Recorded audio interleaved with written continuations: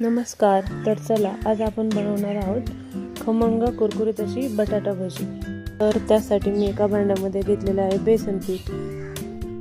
तर त्यामध्ये हिरवी मिरची, ओवा, सोडा, हळद आणि मीठ टाकलेलं आहे.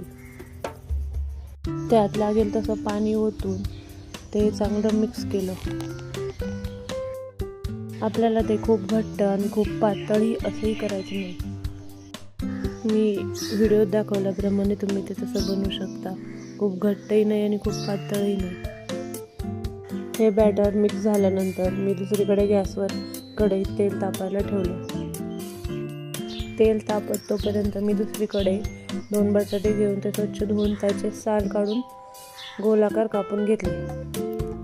त्यानंतर आपण तयार केलेले बटाट्याचे स्लाइस त्या बॅटरमध्ये डिप करून तेलात सोडायचे आहे.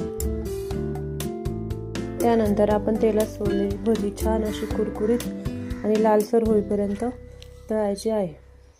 तर चला, तयार आहे आपली मस्त कुरकुरीत बटाटा भजी. ही बटाटा भजीची रेसिपी तुम्हाला कशी वाटली मला कमेंट करून नक्की सांगा. अशाच नवनवीन रेसिपी पाहण्यासाठी आपल्या चॅनलला फॉलो करा, सबस्क्राईब करा.